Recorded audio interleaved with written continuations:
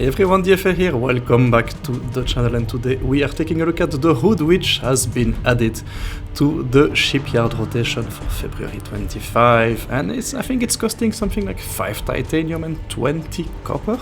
So yeah, let's see if it's actually worth it, because yeah, it's another one of these historical ships with a great historical pedigree, and yeah, how could I not review that thing? I mean, look at it, it's just absolutely stunning, a beautiful ship to look at, but it is actually also beautiful to play.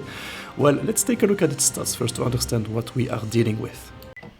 And there we have it, next to a selection of other tier 7 battleships and battle cruiser, and I'm super interested in comparing it, number one, with the Florida on the left and the Rook on the right, because for me those are the two references at tier 7, and immediately you notice when you compare the hood to the other tier 7 ships, it's absolutely huge, it's gigantic, 262 meters.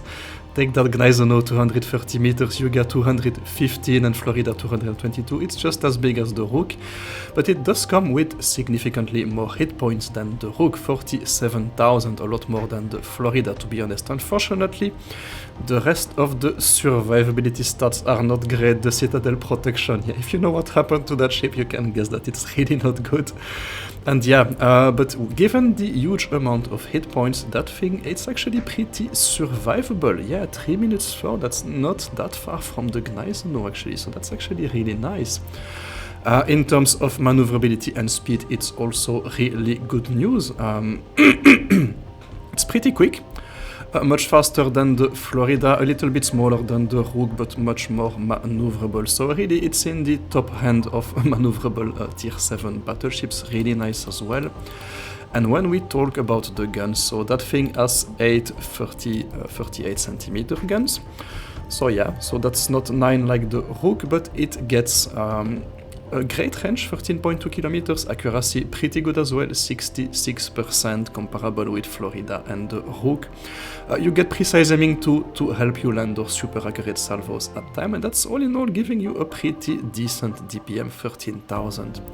So it's not as high as the Florida, to be honest, and it's a little bit higher than the Rook simply because your shells are dealing a bit more damage.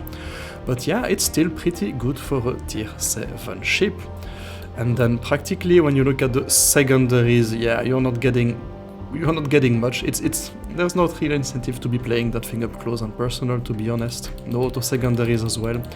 And finally the AA, it's a pleasant surprise at tier 7. A ship with decent small caliber AA, not as much as the Florida unfortunately, but still pretty good at deterring CVs from annoying you. So what can we remember from that data analysis? Well, essentially, a couple of things. So it has the maneuverability to go everywhere it wants on the battlefield, and that's amazing because at tier 7 you're still meeting ships that are significantly slower than you. And so practically you see that I have absolutely no issues keeping up with my fleet and actually catching them. Because yeah, although that thing is actually not, it's actually pretty survivable, it's also going to take a lot of damage very quickly. So you don't necessarily want to overexpose yourself, and particularly with only 8 guns there is no real incentive in getting close. If you compare that with that Florida, which is driven by my fleet mate here, Vitara, this is a full disco game for the first time in a long time, so we're going to have fun. But practically the Florida with its 12 guns, it's equally competent at range and super competent at short range as well, because yeah, the hood, honestly, you're still firing with 8 guns, and with precise aiming too, you see 4 salvos here. Yeah, what's the real incentive of getting closer when you can be just as effective, I would say, at range? So practically it's still a battle cruiser. You want to be careful with your engagement, especially here because this is a tier 8 matchup. And we do have Sinop and Amagi in front of us, and those, they can really hurt me. But we've positioned quite nicely. We can punch that Sinop before he disappears behind that island and is not able to hit us. And immediately you notice the accuracy of that thing, absolutely superb. 7 shells on target with that help of that precise aiming too.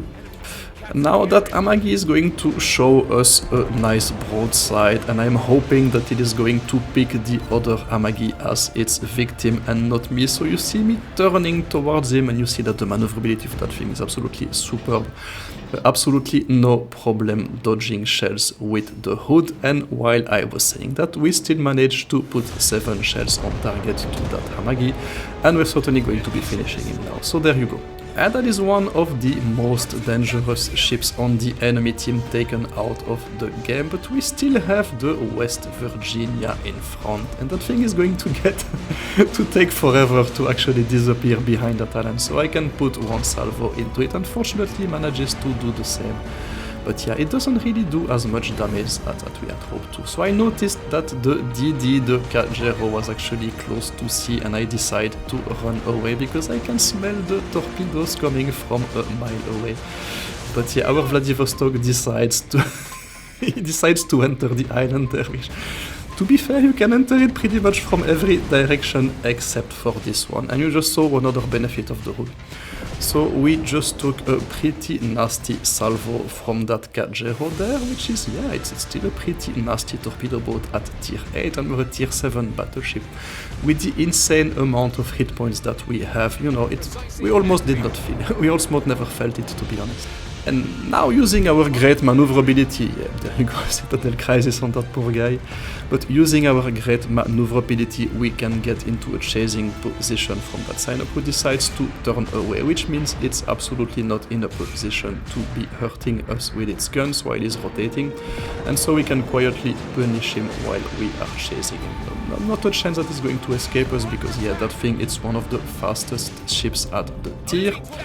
And yeah, I just want to be careful. I just don't want to end up in a 2 versus 1 with that West Virginia as well, because that is not going to, yeah, it's not going to be great for me. So I'm still a battle cruiser, and you kind of have to be careful picking your engagements, but you really do have the accuracy to do so. You saw that the turret angle is absolutely superb. You're not exposing too much of the ship to get your salvos on target. So yeah, it's not like the Vanguard with respects to that, for example, and we have absolutely no problems at this stage getting damage done, so yeah. Yeah, so it looks like the Disco did a good job, and there is... yeah, there you go, there's only 1 ship on the enemy team, and that is that poor West Virginia, which has absolutely not a chance of running away from us, and we are going to quietly finish it while we debrief the hood. Yeah, so is it fun? Yeah, 4 stars out of 5. It is fun, it's fast, it's accurate, it's really maneuverable, it has, yeah, the guns are punchy, they can hit their targets at any range. Yeah, it's a lot of fun to play. It's much more beginner friendly than the Rook, to be honest, simply because you do have a lot more hit points, so that's making you a lot more survivable, and mistakes will be less punishing. With that thing, you saw what happened with the destroyer there. Yeah, it did put me a couple of torpedoes on target, but still I was able to continue playing with no issues. So definitely more beginner friendly than the Rook. Is it free to play? Friendly, not so much. It's a battleship, you need historical camo, you need premium repair kits. And practically it's whether you should be getting it or not. So it's a great ship, let me be honest, it's really amazing.